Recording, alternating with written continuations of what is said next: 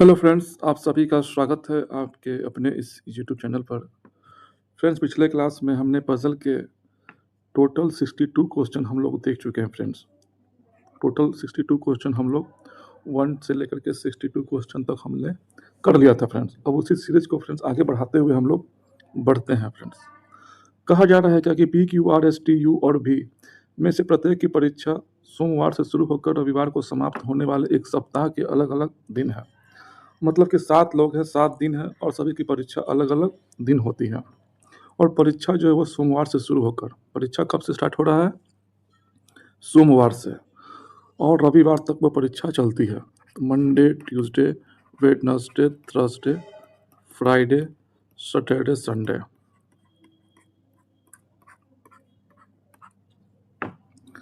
अब क्या कहा जा रहा है कि पी की परीक्षा मंगलवार को है। पी कन्फर्म है कि एग्जाम मंगलवार को दे रहा है, कन्फर्म है तो बैठा दिए। फिर क्या कह रहा है कि आर के बाद केवल 2 लोगों की परीक्षा होती है, मतलब कि आर के बाद केवल 2 ही लोग हैं जिनकी परीक्षा होती है, तो कन्फर्म है कि आर फ्राइडे पर बैठेगा। फिर क्या कह रहा है कि एस की परीक्षा क्यू से ठीक पहले, मतलब कि एस जो एग्ज़ाम दे रहा है वो क्यू से ठीक पहले दे रहा है, ठीक है। लेकिन आर के बाद है कौन? एस। आर के बाद कौन दे रहा है? एस दे रहा है एग्ज़ाम, ठीक है। फिर क्या कह रहा है कि यू की परीक्षा भी के ठीक बाद, मतलब कि यू जो एग्ज़ाम दे रहा है वो भी के ठीक बाद दे रहा है, ठीक है। फिर क्या कह रहा है कि टी और एस के बीच परीक्षाओं के बीच कितने लोगों की परीक्षा है? तो थोड़ा-सा फ्रेंड्स आप लोग ट्राई कीजिए।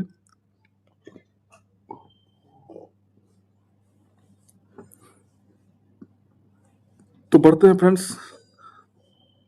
तो कह क्या रहा है कि टी और एस की परीक्षाओं के बीच कितने लोगों की परीक्षा है? तो टी और एस। तो कन्फर्म है फ्रेंड्स आर। आर कहाँ बैठा है फ्राइडे? आर के नीचे कौन बैठा है? एस बैठा है। एस के नीचे कौन बैठा है? क्यू बैठा है, बैठा दिए। फिर हमको 2 लगातार स्पेस चाहिए, किसके लिए? वी और यू के लिए। तो कन्फर्म है कि वी यहीं बैठेगा, यू यहीं बैठेगा। अब बच कौन गया? जो बच गया वो यहाँ बैठेगा। तो कहीं न कहीं P, Q, R, S, T, T का कहीं मेंशन नहीं किया गया, तो टी आपका यहीं बैठेगा, टी आपका यहीं बैठेगा। तो क्वेश्चन क्या कर रहा है आपसे कि टी और एस के बीच, एस की परीक्षाओं के बीच कितने लोग हैं? मतलब कि टी और एस के बीच में कितने लोग हैं? 1 लोग, 2 लोग, 3 लोग, 4 लोग। 4 लोग हैं, तो आपका 4 आंसर हो गया। 4 लोग की परीक्षा है। ऑप्शन नंबर बी आपका करेक्ट आंसर है। तो बढ़ते हैं फ्रेंड्स नेक्स्ट क्वेश्चन की ओर। फिर क्या कहा जा रहा है कि ए, बी, सी, डी, ई और एफ एक ही इमारत के 6 अलग-अलग तल पर रहते हैं। मतलब एक इमारत है, एक बिल्डिंग है, उसमें 6 तल हैं। 1, 2, 3, 4, 5 और 6। 6 अलग-अलग तल पर रहते हैं, ठीक है। फिर क्या कह रहा है कि सबसे नीचे तल के क्रमांक 1 है, उसके ऊपर 2 है। मतलब कि ये 1 है, ठीक है। फिर क्या कह रहा है? ई और एफ जिन तलों पर रहते हैं उनका गुणनफल 10 है। मतलब कि ई और एफ जिन तल पर हैं गुणा करने पर क्या आता है? 10 आता है।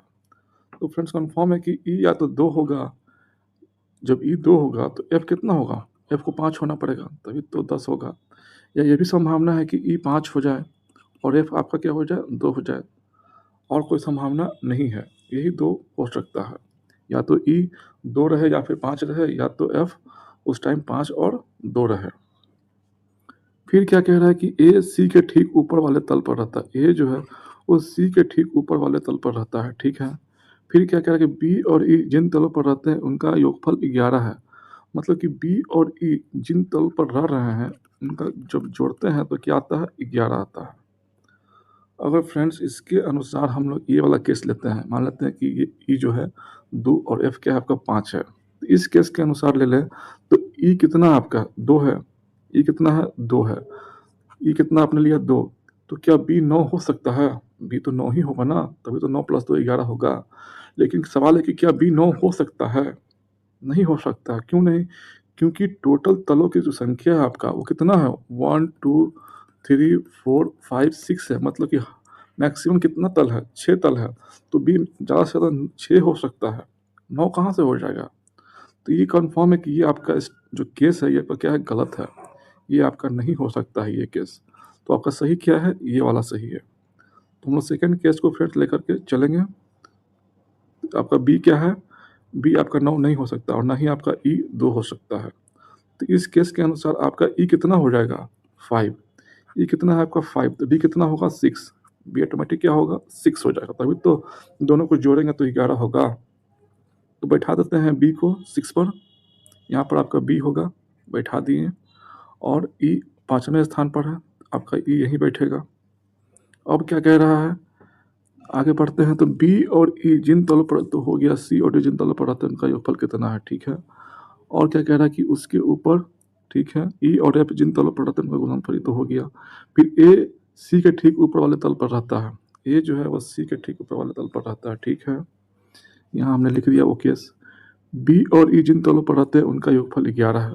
तो फ्रेंड्स यहाँ से आपका एक रिजल्ट आपने क्या निकाला, और तो फिर एफ कहाँ पर रहेगा, इस केस के अनुसार एफ 2 पर रहेगा, एफ कहाँ पर रहेगा 2 पर रहेगा, तो यहाँ पर बैठा दीजिए एफ को।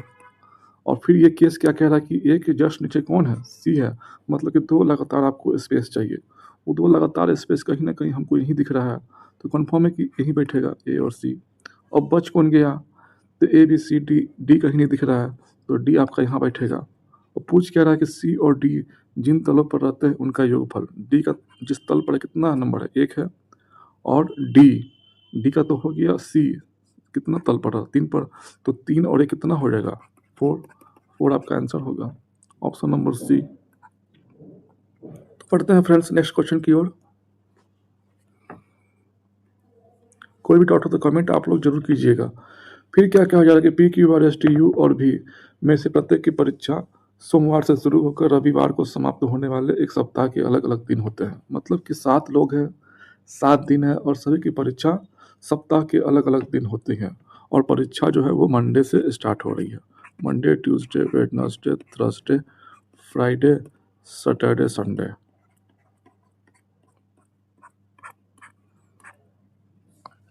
अब क्या कह रहा है कि क्यू की परीक्षा मंगलवार को है, मतलब कंफर्म है क्यू जो है वो मंगलवार को एग्जाम दे रहा है, बैठा दिए। अब क्या कह रहा है कि क्यू और आर के बीच ठीक 2 व्यक्ति की परीक्षा है, तो 2 व्यक्ति की छोड़ करके कौन दे रहा है एग्जाम, आर दे रहा है, तो आर यहीं बैठेगा। फिर क्या कह रहा है कि पी की परीक्षा टी से ठीक पहले है, मतलब पी की परीक्षा जो है वो टी से ठीक पहले दे रहा है, ठीक है। और क्या कह रहा है, और एस की परीक्षा भी के ठीक बाद है, एस जो एग्जाम दे रहा है वो भी के ठीक बाद दे रहा है, ठीक है। टी और भी के बीच केवल एक व्यक्ति की परीक्षा है, टी और भी के बीच में एक व्यक्ति की परीक्षा है, मतलब कन्फर्म है कि टी जब यहाँ बैठ गया है तो यहाँ एक छोड़ करके भी और एस बैठेगा, ये वाला यहाँ बैठेगा, तभी तो टी और भी के बीच में एक व्यक्ति बैठेंगे। अगर ऊपर बैठा देंगे भी को तो क्या टी और भी ऊपर अगर बैठा देते हैं, मान लेते हैं कि भी और एस को, तो टी और भी के बीच में कितने लोग हो जाएंगे, फिर 2 लोग हो जाएंगे ना, तो कहीं ना कहीं आपका गलत है ये, मतलब कि नीचे ही बैठेगा, तो बैठा देते हैं फ्रेंड्स, भी यहाँ बैठ गया, एस यहाँ बैठ गया, पी यहाँ बैठ गया, टी यहाँ बैठ गया, तभी तो टी और भी के बीच में केवल एक ही व्यक्ति है, आर। वही तो कह रहा है कि टी और भी के बीच केवल एक व्यक्ति की परीक्षा है, तो टी यहाँ भी यहाँ, तभी तो आर एक व्यक्ति की परीक्षा होगी। तो कौन बच गया, P Q R S T you भी में कौन बच गया, P Q R S T you, you कहीं नहीं दिख रहा है, तो कन्फर्म है कि यू आपका यहीं बैठेगा। तो सोमवार को किसकी परीक्षा है, सोमवार को किसकी परीक्षा है, यू की परीक्षा है, ऑप्शन नंबर आपका ए है, यू एग्जाम देगा मंडे को। तो बढ़ते हैं फ्रेंड्स नेक्स्ट क्वेश्चन की ओर। फिर क्या कहा जा रहा है कि ए बी सी डी ई और एफ एक ही इमारत के 6 अलग अलग तल है, मतलब कि एक बिल्डिंग है उसमें 6 क्या है अलग अलग फ्लैट है, अलग अलग मतलब कि तल है 3 4 5 और 6।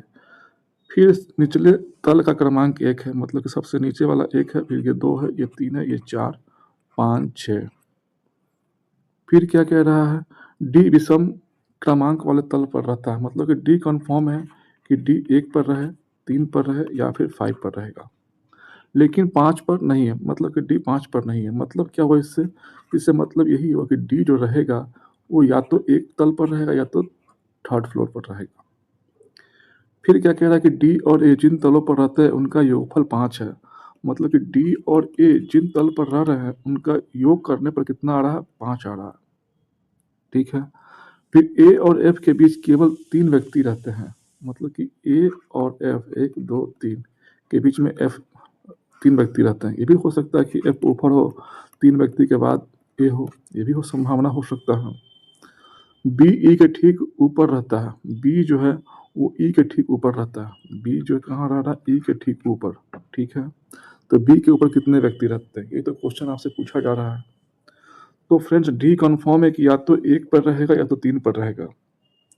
इस हिसाब से अगर देखा जाए तो पहले फ्रेंड्स हम ले लेते हैं डी को तीन पर रख के देखते हैं। अगर डी तीन पर गलत हो गया तो फिर डी वन पर बैठा कर देखेंगे। तो डी को जब हमने तीन पर बैठाया तो क्या जो है कि आपको पाँच देगा, मतलब कि इस हालत में ए किस पर रहेगा, दो पर रहेगा। तो डी आपका रहा तीन पर, ए आपका रहा दो पर। Confirm, confirm. क्या ये वाला केस हो सकता है, ये वाला केस नहीं हो सकता है। सॉरी, ये वाला केस आपका हो सकता है, ये केस आपका नहीं हो सकता है। क्यों नहीं हो सकता है सर, क्योंकि ए के नीचे एक दो तीन चार लोग दिख रहा है और यहाँ पर इस केस के अनुसार हमने जब डी तीन को लिया, इस केस के अनुसार आपका ए के नीचे केवल एक ही स्पेस बच रहा है। तो ये केस आपका नहीं हो सकता है, सॉरी ये केस आपका नहीं हो सकता है। ये देखते हैं लेकर के हम। तो क्या कह रहा है कि एफ के ऊपर एक दो तीन, एक एक दो तीन, इसके ऊपर कौन है, एफ है, बैठा दिए, ठीक है। फिर ये क्या कह रहा है कि बी ई जो है, बी जो है वो ई के जस्ट ऊपर है, बी जो है वो ई के क्या है, जस्ट ऊपर है, मतलब दो लगातार जगह चाहिए, कहीं ना कहीं यही दिख रहा है, तो यहीं बैठ सकता है बी और ई। अब बच कौन गया, ए बी सी, सी बच गया, तो सी कन्फर्म है कि यहीं बैठेगा। अब पूछ क्या रहा है बी के ऊपर कितने व्यक्ति हैं, तो बी के ऊपर कितने व्यक्ति हैं, एक ही व्यक्ति है, ई एफ है, एक व्यक्ति है, आपका ऑप्शन नंबर बी। तो बढ़ते हैं फ्रेंड्स नेक्स्ट क्वेश्चन की ओर, और कोई भी डाउट हो तो कमेंट आप लोग जरूर कीजिए। फिर क्या कहा जा रहा है कि 7 बक्से हैं A B C D E F और वाई, एक के ऊपर एक रखे गए हैं, मतलब कि 7 बक्से हैं, एक के ऊपर एक रखे गए हैं, 1 2 3 4।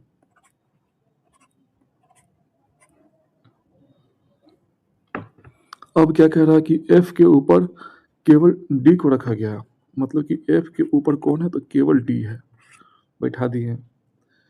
फिर क्या कह रहा है कि डी और ए के बीच केवल 3 बक्से रखे गए हैं, डी और ए के बीच केवल 3 बक्से रखे गए हैं, डी यहाँ पर है, 1 2 3 छोड़ के ए बैठ रहा है, तो ए यहीं बैठेगा। फिर क्या कह रहा है कि ई के नीचे केवल बी को रखा गया है, तो ई कन्फर्म है कि यहीं बैठेगा, और उसके नीचे केवल बी बैठेगा, बैठा दिए। अब क्या कह रहा है, वाई को ए के ठीक ऊपर नहीं रखा गया, मतलब कि वाई जो है वो ए के ठीक ऊपर नहीं है, तो मतलब वाई यहाँ है, अगर यहाँ बैठा देंगे तो क्या वाई ए के ठीक ऊपर हो जाएगा ना, मतलब वाई जो है वो ए का पड़ोसी नहीं है, मतलब कि कहीं और बैठ रहा है, लेकिन ए के जस्ट बगल में नहीं बैठ रहा है, तो ये वाई यहाँ बैठेगा। अब बच कौन गया, और बच गया सी, सी कहीं नहीं दिख रहा, तो सी यहीं बैठेगा। पूछ कह रहा है कि सी और बी के बीच कितने बक्से हैं, सी आपका यहाँ पर है, बी आपका यहाँ पर है, कितना बक्सा दिख रहा है आपको, दो बक्सा, दो आपका आंसर है, ऑप्शन नंबर ए आपका आंसर है।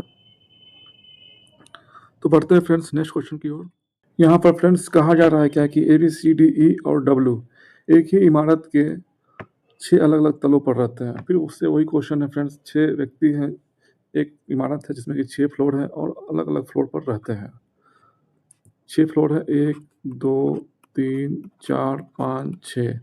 सबसे नीचे वाले तल का क्रमांक 1 है, फिर उसके ऊपर 2, फिर 3, फिर 4 5 6। फिर क्या कह रहा है, डी के नीचे कोई नहीं रहता है, मतलब डी कन्फर्म है कि डी के नीचे कोई नहीं, मतलब कि डी सबसे लास्ट, मतलब कि फर्स्ट तल पर रहता है। फिर क्या कह रहा है कि ई और डब्ल्यू के बीच केवल 2 व्यक्ति रहते हैं, ई और डब्ल्यू के बीच, ई और डब्ल्यू के बीच में 2 लोग रहते हैं।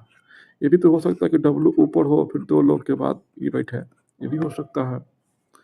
फिर क्या कह रहा है, सी और ए के बीच केवल 2 व्यक्ति रहते हैं, सी और ए के बीच में 2 व्यक्ति हैं, ये भी हो सकता है कि ए ऊपर हो और 2 व्यक्ति के बाद सी रहता हो, ये भी संभावना है।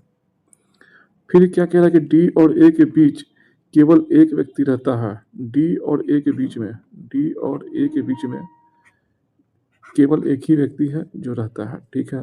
तो बी के नीचे कितने व्यक्ति रहते हैं, आपसे यही क्वेश्चन पूछा जा रहा है। तो आइए फ्रेंड्स देखते हैं, डी के नीचे कोई नहीं रहता, मतलब डी कन्फर्म सबसे लास्ट में होगा, ठीक है। फिर यहाँ पर क्या कह रहा है कि डी और ए के बीच केवल एक व्यक्ति रहता है, मतलब कन्फर्म है कि ए आपका यहीं बैठेगा, तभी तो डी और ए के बीच में एक व्यक्ति होंगे कोई।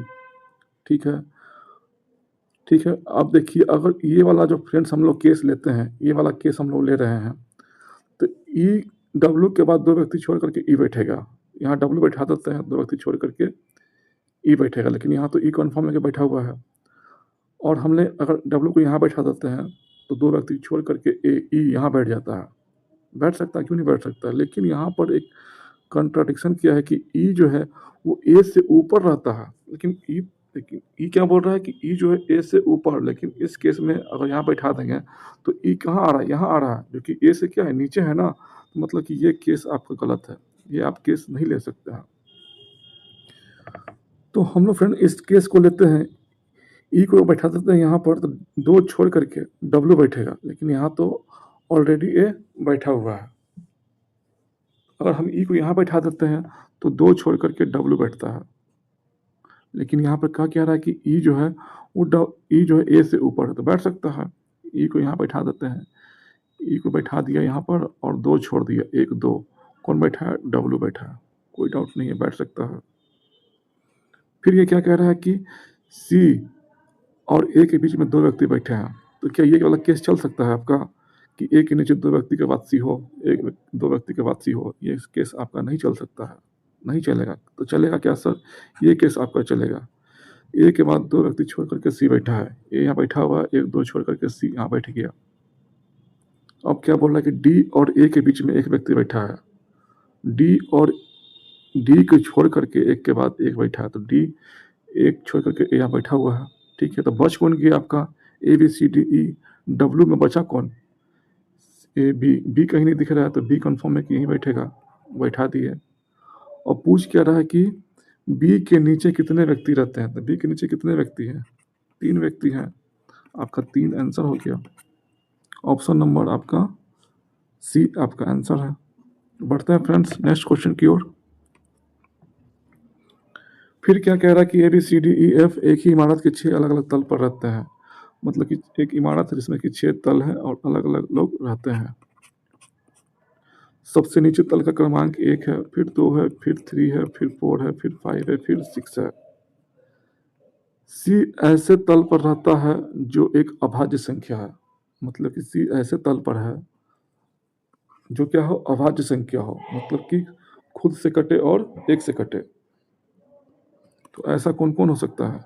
सी 2 हो सकता है, 3 पर भी रह सकता है और 5 पर भी रह सकता है। क्या सी 7 पर रह सकता है? सी 7 पर नहीं रह सकता है। क्यों?